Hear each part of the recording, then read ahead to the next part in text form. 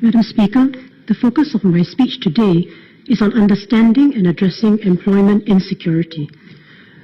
Madam, this year's budget statement acknowledges that businesses are facing difficult and uncertain conditions.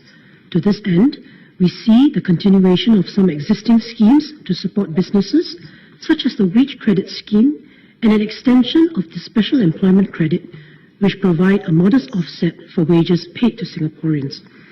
While these measures benefit employers and employees still on the payroll, the painful reality is that there is a significant proportion of Singaporeans who have lost their jobs or are at risk of losing their jobs. What is the size of this problem? The Minister said that unemployment remained low at 1.9%, but this percentage included foreigners in the computation. What about unemployment among Singaporeans? According to the Labour Market Report issued by the Ministry of Manpower last month, unemployment among Singaporeans rose to 3% in December, meaning that more than 58,000 Singapore citizens were out of work. As for long-term unemployment among residents, or those who had been searching for work for more than 25 weeks, for the whole of 2015, there were 12,700 residents in this predicament. The report further noted that among those made redundant and sought to re-enter the workforce, only about half of them were able to do so within 6 months. These figures paint a worrying picture, but in all likelihood underrepresent the problem. This is due to the definitions adopted in compiling the data. While the definitions used are in line with international norms, it is useful to elaborate briefly on why unemployment statistics likely underrepresent the employment landscape. First, a person is considered unemployed only if he is out of work and actively searching for work. If a job seeker is unable to find work and decides to give up the job search or to go into training, he is not considered unemployed.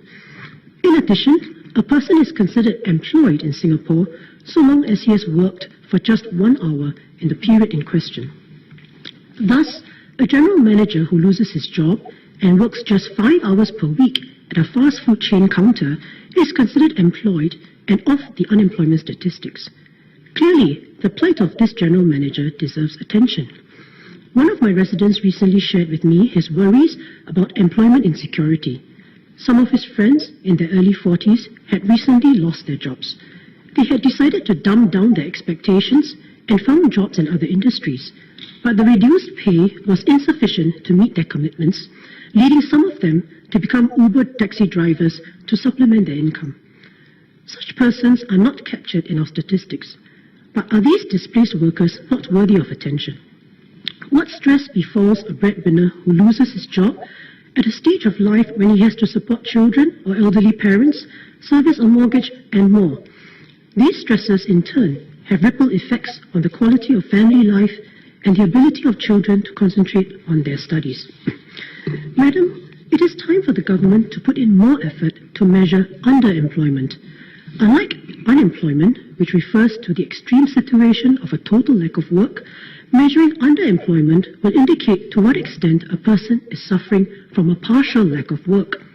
According to the International Labour Organization, or ILO, measuring underemployment is increasingly relevant for industrialized countries.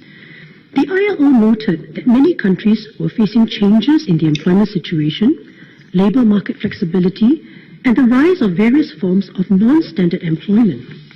Thus, new situations have emerged that can be regarded as underemployment. According to the 16th International Conference of Labour Statisticians, underemployment reflects an underutilization of the productive capacity of the employed population. Measuring underemployment usually starts off with time-related measures, namely the hours worked versus the hours that the employee would be available and willing to work. I note that the government has been putting out some statistics on time-related underemployment in its labour force reports. While looking at underemployment based on time is certainly useful, it does not present the full picture. Returning to the general manager example, the fact that he works 5 hours a week as compared to a full 50-hour week is one indicator, but it is also relevant to consider whether he is now drawing pay at a rate below what is commensurate with his qualifications and experience. A person's earning potential is just as relevant as the hours spent at work. In order for us to better understand the phenomenon of underemployment in Singapore, I call on the government to do the following. First, the government can use the existing data it already collects and publish headline numbers showing not just unemployment. The headline numbers should include time-based underemployment and the numbers of demoralized workers, meaning those who have given up looking for work and hence drop out of the unemployment statistics. Putting these three measures in headline numbers will ensure that public attention will be focused on these. Secondly, the government in time should go beyond this to look into a substantive measure of underemployment and publish that. For example, employment income versus the median income for that academic qualification and age, or versus the previous employment income. This will give some idea of the extent to which people are downgrading expectations and taking up jobs that are below reasonable labour market expectations just to make ends meet. Madam, I believe that such additional measures will enable us to understand better the underemployment facing Singaporeans so that appropriate policies and mitigation measures can be put in place. Coming back to the budget measures, what does this budget do for workers who lose their jobs? There is an Adapt and Grow initiative and a Tech Skills Accelerator. Adapt and Grow is stated to be targeted at those who face greater difficulty in finding jobs and for mid-career job seekers.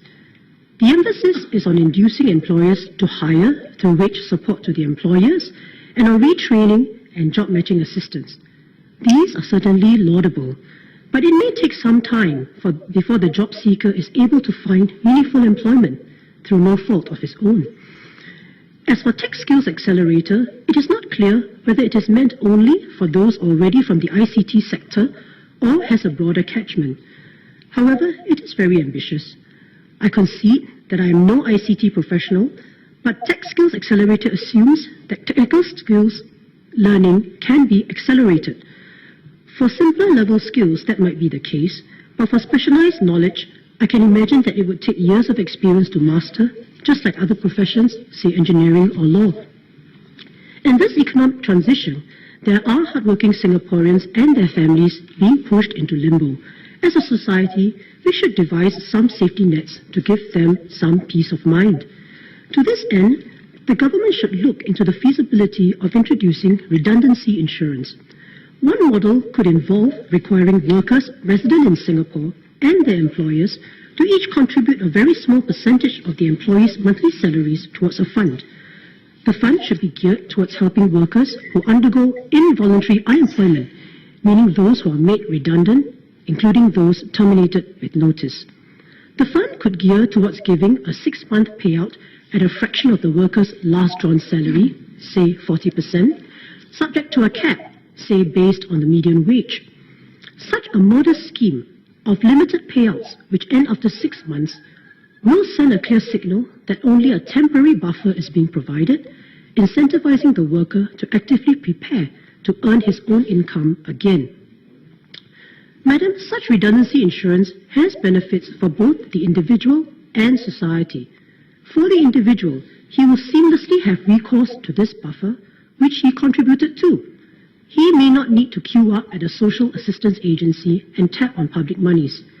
He also need not grab the first job opportunity that comes along, but be able to take a bit of time to hold out for a suitable job, enabling a better employee-to-job fit and sustainability. Madam, this budget emphasizes the need for innovation, which in turn requires people to feel secure. As pointed out by the panelists at the Economic Society of Singapore Post-Budget Roundtable, better cushions for the unemployed will also encourage more people to venture out on their own and become entrepreneurs, an essential element of an innovative society. Madam, economic restructuring and downturns from time to time will result in redundancies. It is also inevitable that if we succeed in our productivity and automation drives, people will be displaced from their jobs. We should devise a feasible scheme to tide our fellow citizens through these difficulties.